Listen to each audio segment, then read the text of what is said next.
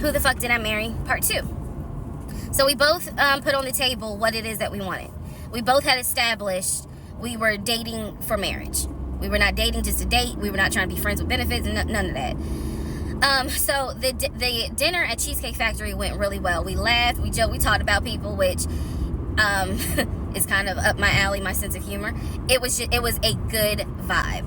So at the end of the date, at the end of dinner, we sat in his car and he played this song for me by John Legend.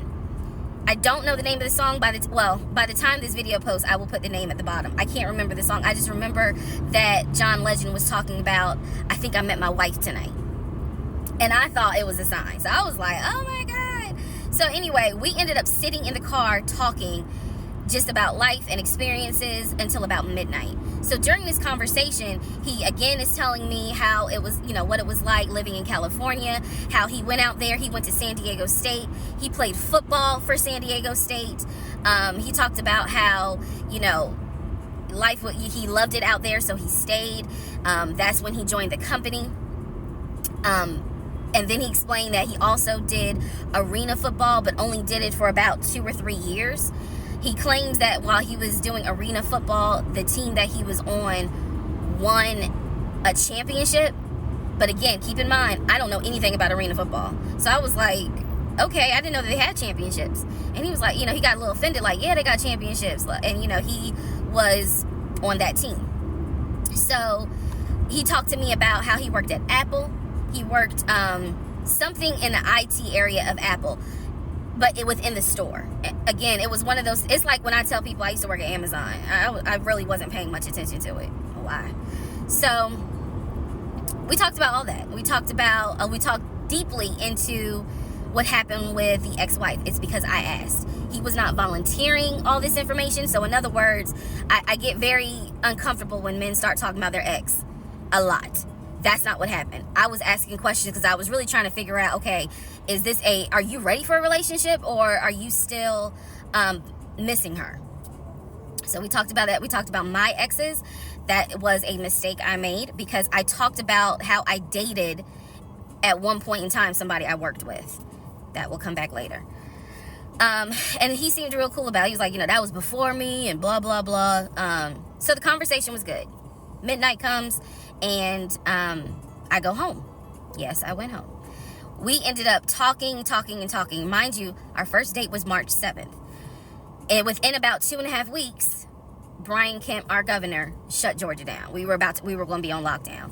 So during those 2.5 weeks, we talked every day. We went out again at Red Lobster. I remember Red Lobster. But everything was going great. The issue was, where are we going to quarantine? So the question was, are we going to quarantine at his place, which he had like a studio type of situation. Like, it clearly, where he was staying, I was like, it's like a studio apartment, but he kept telling me, like, this is temporary because I'm looking for a house. Like, he showed me the email from a woman who worked at the company, where she was out on maternity leave, but she was putting him in contact with a realtor to help him find a townhome or a single family house. So I was just like, okay, this is definitely temporary. Like, he's not trying to stay here long term. And she was apologizing in the email. I'm so sorry, this should have been taken care of before you got here, but it wasn't, da-da-da-da-da. I saw the email. I read it. I read the email.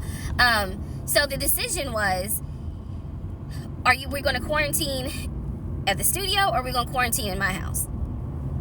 First mistake I made. Well, there's a lot, but this was a mistake I made. So ladies, caution moment. During one of our dates, because keep in mind, in those 2 weeks, we were seeing each other quite a bit.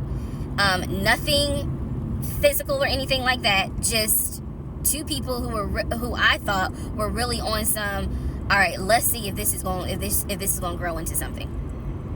He came to my house. When he came to my house, I had a 3-bedroom, 2.5 bath townhome. He was in a studio. Now, I'm telling you guys all of this in order of how it happened.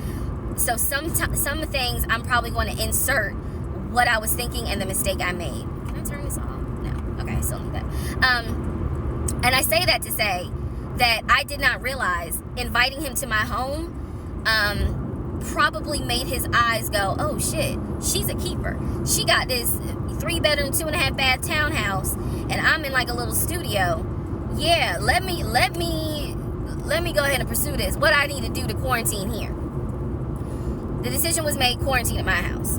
So the state went on lockdown. He came and stayed with me in my home, and for the most part, in the initial beginning, it was fine. It was fine. The reason why I hesitate is because I grew up in the church. So for me, it was really like an internal struggle of, bruh, you always said you would never live with a guy unless he was your husband.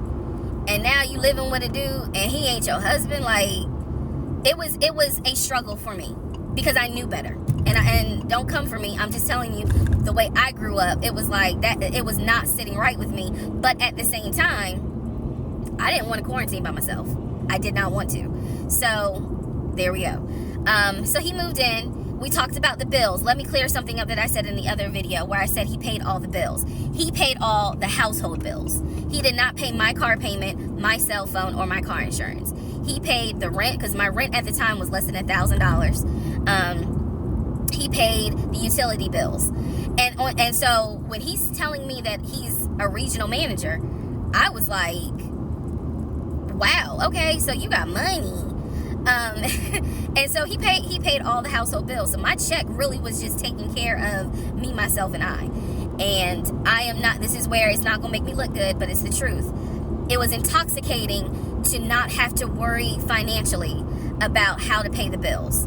It was a wonderful feeling. And so I kind of pushed to the side the fact that, yeah, you shacking up, because it's like, but your paycheck, you don't have to worry right now. Like, he's taking care of all of April's bills before April even comes, because this was still March. So we're living together, and I'm cooking, I'm cleaning, he's helping to cook and clean, and then we have a conversation about house. Is he still going to buy a house just for him, or is he going to buy a house where it's for us? Because we are going to try to make this thing work, be official, get married, have a family.